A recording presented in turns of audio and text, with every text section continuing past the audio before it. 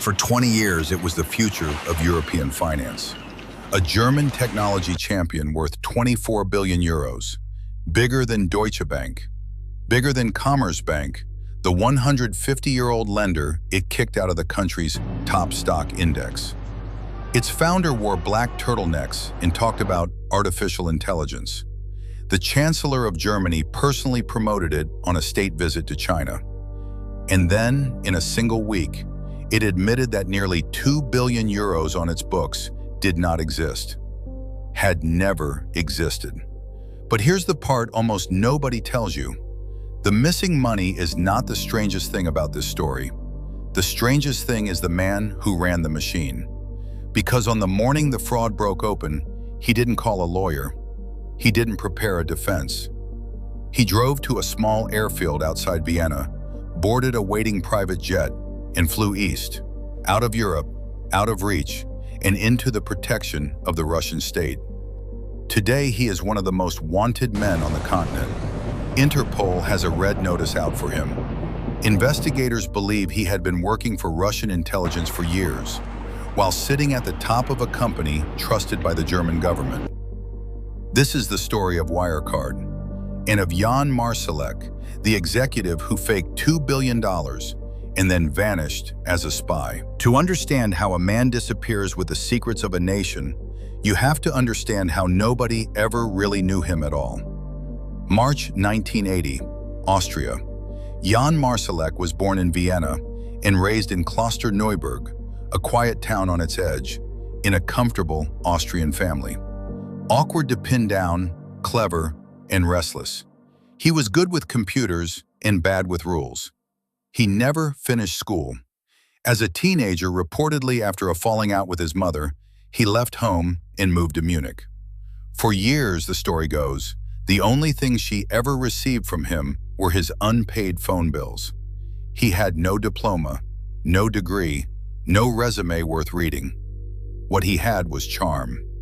1999, in a Munich suburb called Aschheim, a small, struggling payment processing company had just been founded.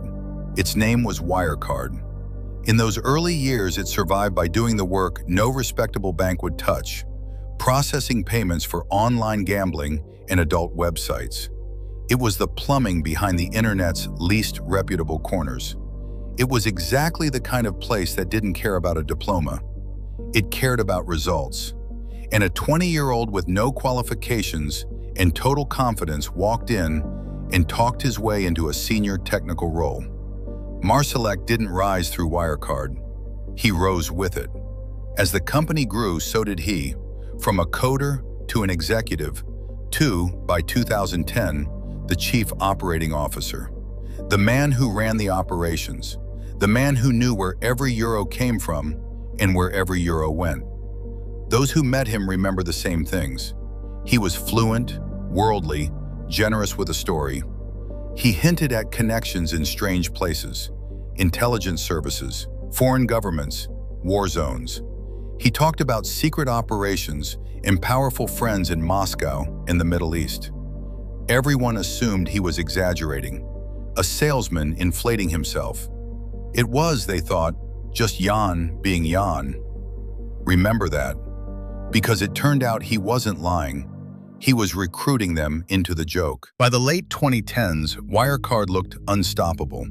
And here is where you have to understand what it actually was, because this is the machine that made everything else possible. September 24th, 2018, Wirecard was added to the DAX 30, Germany's index of its 30 most important companies. It now stood beside BMW, beside Volkswagen, beside Siemens. Its stock had climbed to around 195 euros a share. On paper, the company was worth roughly 24 billion euros. Markus Braun, the black turtleneck CEO, was a billionaire. The story investors were told was simple and beautiful. Wirecard didn't just process payments in Germany, it ran a vast, fast-growing business across Asia and the Middle East. And it handled that business through outside partners in places like Dubai, Singapore, and the Philippines. Companies called Al Alam, Senjo, PayEasy. That partner business, the third-party business, was the crown jewel. On paper, it generated about half of Wirecard's revenue and almost all of its profit. There was just one problem. Most of it wasn't real. Here is the trick, stripped down. When you claim to run an enormous business but you don't actually have the customers, you have to make the money look like it's moving. So, according to prosecutors and later investigators, Wirecard's numbers were inflated with a technique called round tripping. Money would leave the company, travel through a chain of partners and shell arrangements, and come back and get recorded as if it were fresh profit from real customers. The same euros circling, dressed up as growth. And to make the balance sheet survive an audit, the company needed to show that all this profit had piled up somewhere safe. So it claimed that nearly 2 billion euros in cash was sitting in trust accounts at 2 banks in the Philippines. It wasn't. The banks would later say Wirecard was never even their client. The Philippine Central Bank confirmed the money never entered the country. $2 billion, held in accounts that were a fiction, guarding profits from customers that, in large part, didn't exist. This is the boardroom catastrophe, not a single dramatic vote. A number, enormous, comforting, and completely hollow, written down and defended for years. And the executive whose signature and whose partners sat closest to that phantom money was the charming man from Ashheim, Jan Marsalek. Now hold those two facts side by side. A senior executive who controlled a global web of money that no one could fully trace. And a man who, it turns out, had been telling the truth about his friends in Moscow. Because while Wirecard was climbing into the DAX, Marsalek was living a second life, and investigators have spent years piecing it together. He courted the Russian market early, chasing deals in Moscow. And somewhere along the way, according to reporting by outlets including Der Spiegel, Bellingcat, and The Insider, he was pulled into the orbit of Russian intelligence. Investigators say that by the mid-2010s, he was no longer just an executive who admired Russia. He was an asset. The details read like a thriller and should be treated as reporting, not courtroom fact. Reporters have described introductions to Russian intelligence figures at lavish parties. A 4-story villa Marsalek reportedly rented in Munich, a place of constant, unexplained visitors, that happened to sit almost directly across the street from the Russian consulate. Trips into active war zones. Reporters documented him touring Palmyra in Syria alongside Russian contacts. Boasts about flying a MiG fighter jet. And most damning of all, in 2018, Marsalek reportedly showed business contacts in London the secret chemical formula of Novichok, the nerve agent used in the Salisbury poisoning in Britain. Documents that should only have existed inside a Russian military lab in the hands of a German payments executive months after the attack. Why was he so valuable? Look at what he sat on top of. A DAX-listed company processing payments for hundreds of thousands of clients around the world, including, reportedly, arms of the German state. Access to data. Access to money that could move quietly across borders. Access to respectability. Wirecard didn't just make Jan Marsalek rich. It gave him the perfect cover, the perfect budget, and the perfect exit. He would need all three. Every one of these stories has a moment where someone saw the truth early and was punished for it. April 2015, a journalist at the Financial Times named Dan McCrum began publishing a series about Wirecard. The margins were too high, the acquisitions too murky, the auditors too comfortable. Something, he wrote, did not add up. You would think Germany would want to know if its new tech champion was a fraud. Instead, something extraordinary happened. The country closed ranks around the company and turned on the people asking questions. When short sellers published research alleging fraud, German prosecutors investigated the short sellers. When McCrum kept digging, Wirecard's defenders cast him as part of a market manipulation conspiracy. And in a moment that should be studied for decades, February 18, 2019. BaFin, Germany's financial regulator, the watchdog whose entire job was to police Wirecard, did the opposite. It banned investors from betting against Wirecard stock, and it filed a criminal complaint, not against Wirecard, against the Financial Times journalists. Read that again. The regulator protected the fraud and prosecuted the reporter. For a while it worked.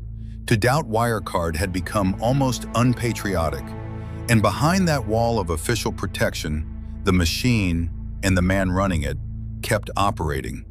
But the questions didn't stop. A whistleblower inside Wirecard's Singapore office had already handed reporters a trail of internal documents. The pressure built, and eventually even Wirecard's own board couldn't ignore it. They called in the accountants at KPMG to do a special audit, to simply confirm the money was real. April 2020, KPMG delivered its answer. After 6 months, it reported that it could not verify that the profits from that all-important partner business actually existed. It could not confirm the cash. The wall had cracked, and everyone finally looked through it at the same time. June 18, 2020. Wirecard's outside auditor, Ernst & Young, refused to sign off on the company's accounts. Its reason was simple and devastating. The confirmations for that 1.9 billion euros of cash were, in EY's judgment, not genuine. The money could not be found. For the first time in 20 years, the fiction had a deadline, and it could not be met. The stock went into freefall, collapsing toward nothing, wiping out around 98% of the company's value in days. Markus Braun resigned. Within a week, he would be arrested, accused of fraud and market manipulation. He has denied wrongdoing, and, years later, his trial in Munich is still grinding on. But this story was never really about the man who stayed, because as Braun prepared to face the police, Jan Marsalek did something else entirely. He told colleagues he was flying to Manila, to the Philippines, to personally track down the missing billions and prove the money was real. It was a lie, a final one. June 19, 2020. Instead of the Philippines, Marsalek drove from Munich to a small airfield outside Vienna. There, reportedly, a chartered private jet was waiting, an escape arranged with the help of contacts from the intelligence world he'd spent years cultivating. He boarded it, and he flew north to Minsk in Belarus. He was never seen in Europe again. From Minsk, investigators believe he was moved onward, quietly, by car, under protection, to Moscow. The man at the center of Germany's biggest corporate fraud didn't run from the state that should have caught him. He ran to the state he'd been working for. And there, according to years of investigative reporting, he simply dissolved. A rotating set of false identities, new passports, new faces. Reporters have chased rumors of him living openly in Moscow, a fraudster and alleged spy hiding in plain sight under the protection of the Kremlin. August 2020, Interpol issued a red notice. Germany wanted him. Austria wanted him. As of today, years later, Jan Marsalek has never been caught. And investigators now link his network to Russian espionage operations across Europe, including a spy ring later convicted in Britain. So step back and look at what Wirecard really was. For years, we were told it was proof that Europe could build a technology giant. It turned out to be something else. A company audited by one of the biggest firms in the world, regulated by a national watchdog, praised by a chancellor, that was, at its core, partly a fiction. And sitting at the top of that fiction was a man for whom the fraud may have been the smaller of his two secrets. That's the pattern you see again and again on this channel. The giant never falls because of the storm you can see. It falls because of the decision made in the shadows, the number quietly faked, the rule quietly switched off, the man quietly working for someone else. The 2 billion euros never disappeared. It was never there. And the man who built the machine that hid that truth didn't go to prison. He went to Moscow. And as far as anyone knows, he's still there, free.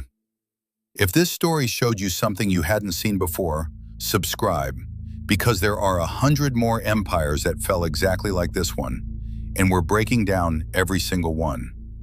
The giants always think they're too big to fall. They're always wrong.